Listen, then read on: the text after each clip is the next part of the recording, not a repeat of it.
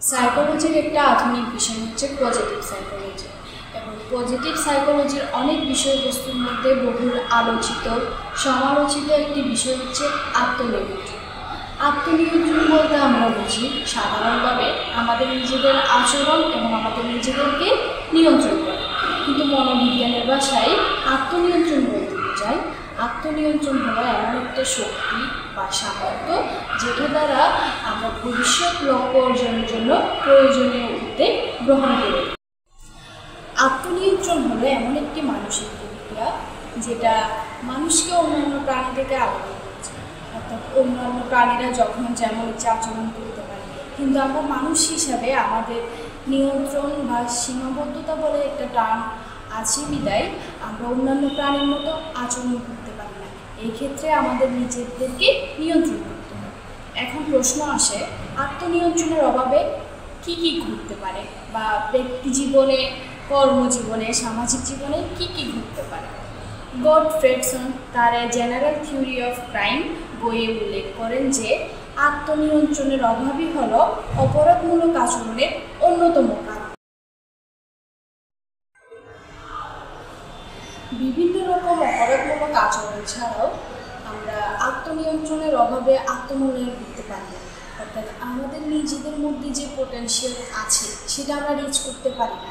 এর ফলে দেখা যায় আমাদের কোনো একটা কাজ করার যে ক্ষমতা আমাদের নিজেদের মধ্যে আছে বা কোনো একটা কাজ করার অপারেটিং সিস্টেমটা আমাদের নিজের মধ্যে নিহিত আছে সেটা আমরা অপারেট করতে পারি না।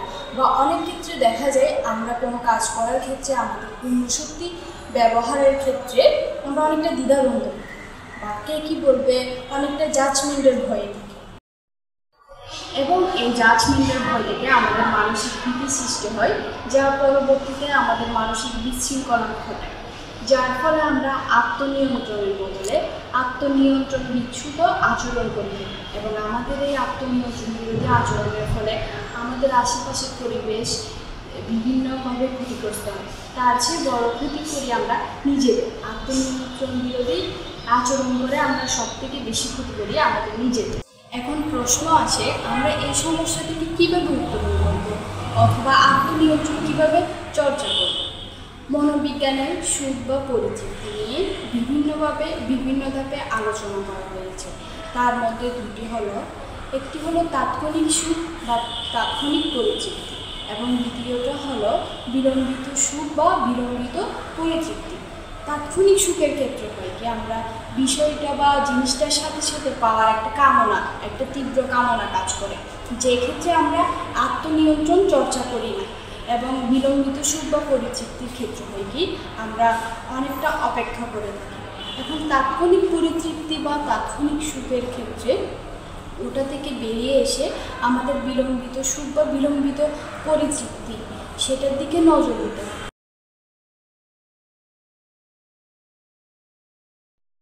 আত্মনিয়ন্ত্রণের মাধ্যমে আমরা কিভাবে দীর্ঘায়িত সুখ অর্জন করতে পারি এবং নিজেদের জীবনে কিভাবে আত্মনিয়ন্ত্রণ চর্চা করতে পারি সেটা একটি ডায়াগ্রামের মাধ্যমে আমরা এখন দেখব। আত্মনিয়ন্ত্রণ আসলে অতটা সহজ বিষয় না, যতটা সহজভাবে আমরা এটাকে ভাবি এবং দেখি। এখন আমরা দেখব হাতের তালুটাকে যদি আমি নিজে মনে করি, অর্থাৎ মাইসেলফ, এবং এই 5টা আঙ্গুল হলো আমার সেলফ কন্ট্রোলিং টুলস। প্রথমেই আসে এখানে ব্যালেন্স, অর্থাৎ ভারসাম্য বজায় রাখা। এরপরে আসে 2 নম্বরে আসে হলো কামনেস, অর্থাৎ ধৈর্যশীল হওয়া এবং ধৈর্য ধারণ করা। 3 নম্বরে আসে ডিটারমিনেশন, অর্থাৎ এটাতে দৃঢ় থাকা এবং দৃঢ়চিত্ত হয়ে এটাতে লেগে থাকা। 4 নম্বরে আসে উইল পাওয়ার, অর্থাৎ আমার এটার প্রতি যে ইচ্ছা শক্তি এটা। এবং 5 নম্বরে আসে কনফিডেন্স, অর্থাৎ আমি নিজের উপর আত্মবিশ্বাস বজায় রেখে এই কাজটাতে এগিয়ে যাব। এভাবে যদি আমরা আমাদের জীবনে, ব্যক্তি জীবনে আত্মনিয়ন্ত্রণ চর্চা করি, আমাদের আশপাশ উপকৃত হবে এবং আমরা নিজেদেরকে একজন মানসিকভাবে দক্ষ মানুষ হিসেবে গড়ে তুলতে